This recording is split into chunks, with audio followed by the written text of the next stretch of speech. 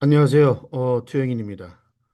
아마 그 일본 시장이나 외환 투자를 하시는 분들은 도쿄에서 나오는 경고장에 대해서 좀 관심을 가지셔야 될 것 같습니다. 그 지난주 금요일 밤에 그리고 이번 주 초에 일본 금융시장이 그야말로 그 큰 폭의 그 변동성을 보였습니다. 조용하던 그 엔화가 하루 만에 그 1% 넘게 널뛰기를 했고요. 일본 국채 금리는 이거 선진국 채권 맞아 싶을 정도로 무섭게 치솟았습니다. 그리고 오늘 일본 주식시장은 1% 넘게 하락을 했습니다. 지금 월가와 여의도에서는 조심스럽게 이런 이야기까지 나옵니다. 혹시 제2의 플라자 합의가 오는 게 아닌가?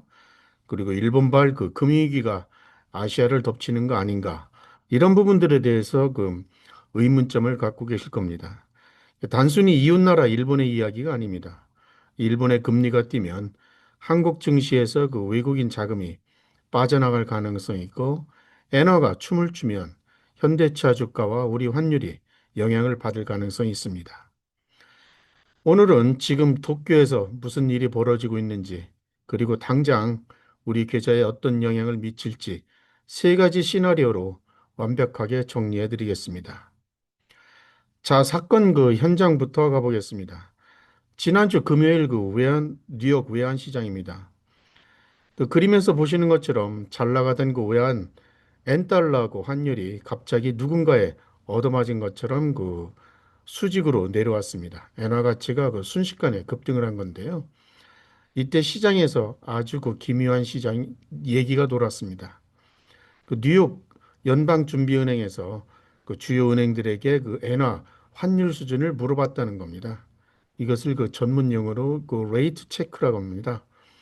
단순히 지금 얼마야? 라고 묻는 것이 아니라 중앙은행이 그 전화를 돌린다는 것은 나 지금 실탄을 장전하고 있어. 그러니 너희들 조심해. 라는 그 강력한 그 구두 메시지입니다. 이게 보통 그 레이트 체크가 나오면 며칠 내로 그 실제 개입이 터지는 경우가 많습니다. 여기에 그 기름을 부은 사람이 있는데요. 바로 일본의 그 총리죠.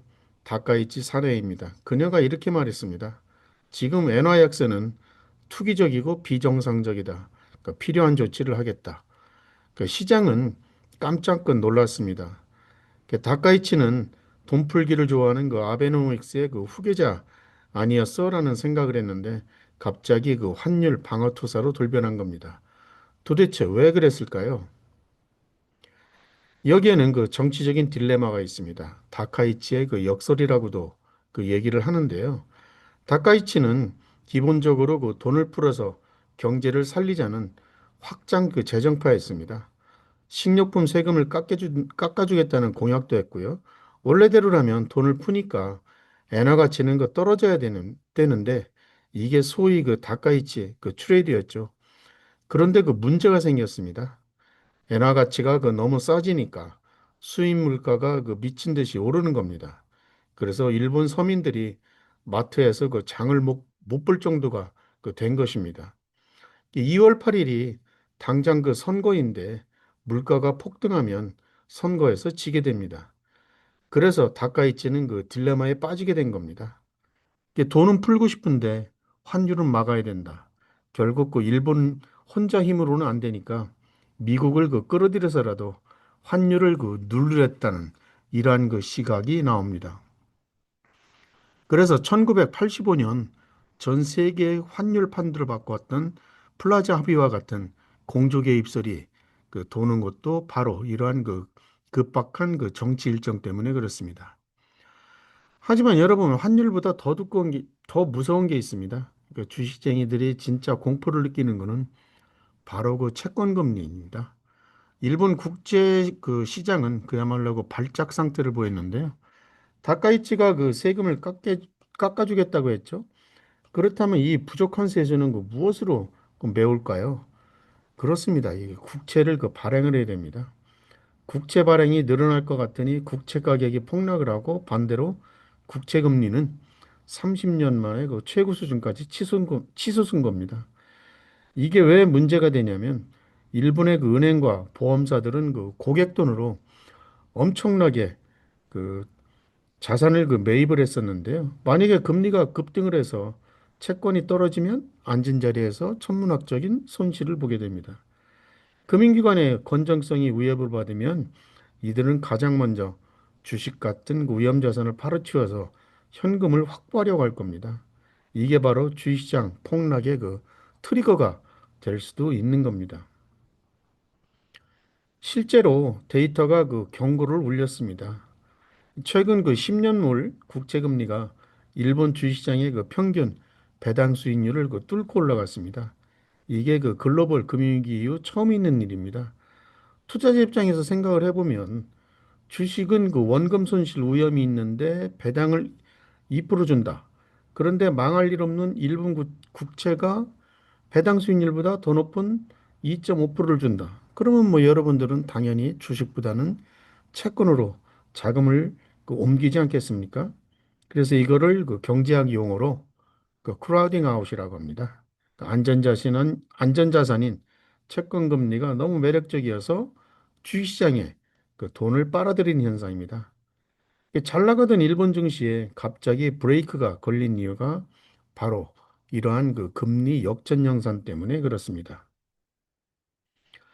이런 난리통에 지난주 일본은행의 금융정책회의가 열렸습니다. 우에다 총재의 선택은 무엇일까요? 일단 금리는 0.75%로 동결을 했습니다. 선거도 있고 그리고 시장도 불안하니까 일단 멈춘 건데요. 하지만 내용을 뜯어보면 이것은 매파적 동결, 즉 금리만 안 올렸지 마음은 이미 금리를 올렸다라는 그런 신호입니다. 일본 중앙은행은 물가 전망치를 상향 조정했습니다. 물가가 우리가 원하는 대로 2%에 안착하고 있다는 자신감을 보인 것이죠. 이게 무슨 뜻이냐면 4월에 임금 협상 결과를 보고 그때는 진짜로 금리를 올리겠다라는 그런 예고편입니다. 일본의 금리 인상은 끝난 게 아니라 잠시 숨고르기를 하고 있을 뿐입니다. 그래서 엔화 약세를 방어하기 위해서라도 우에다 총재는 칼을 갈고 있는 것입니다. 자, 이제 좀 머리가 좀 아프시죠? 중간 정리 한번 깔끔하게 해드리겠습니다. 지금 일본발 리스크는 이 세 가지가 톱니바퀴처럼 돌아가고 있습니다. 정치적으로 돈을 풀려고 하니까 금리가 뜁니다.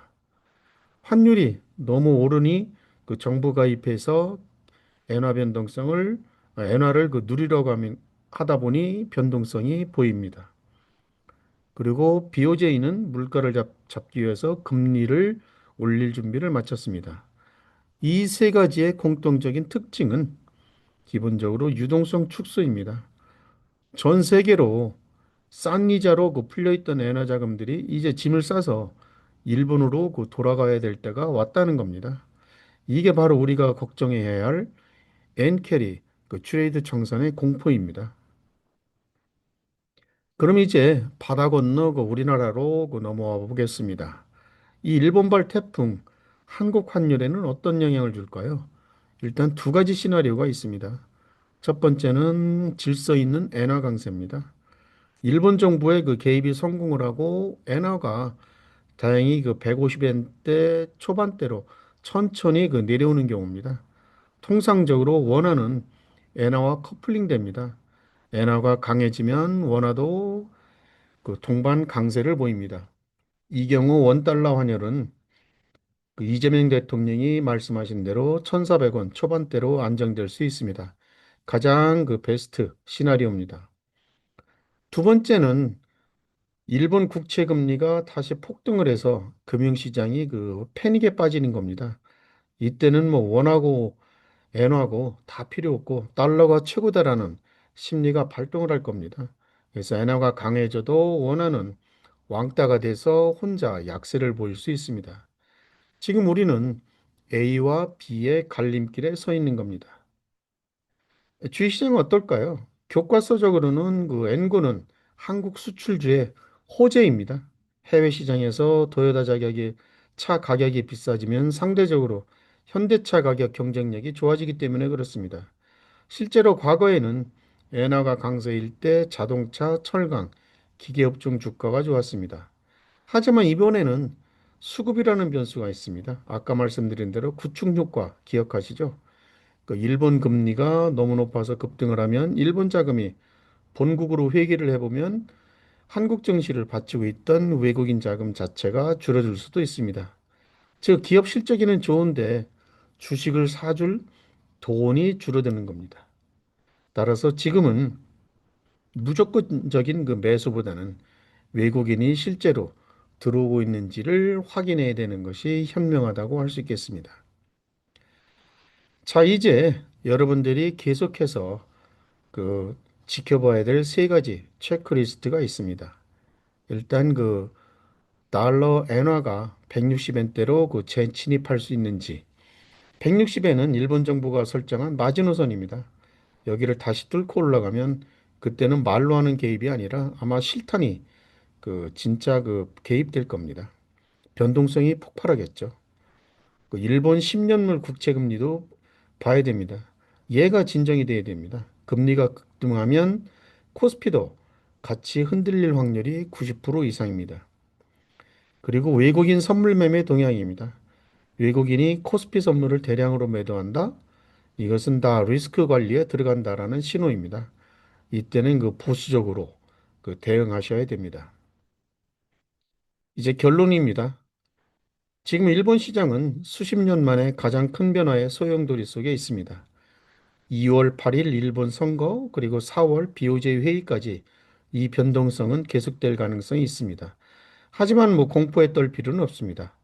역사적으로 엔화가 약세에서 강세로 추세를 전환하는 시기에는 한국의 수출 대형주들이 기회를 얻는 경우가 많았습니다.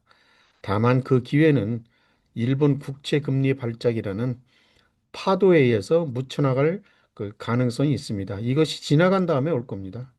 지금은 섣불리 방향성의 배팅이보다 제가 말씀드린 그 지표들을 체크하면서 안전벨트를 조금은 매고 그리고 시장을 관찰하시기 바랍니다. 오늘도 영상이 도움이 되었다면 구독과 좋아요 부탁드립니다. 다음 시간에는 더 깊이 있는 분석으로 찾아뵙겠습니다. 감사합니다.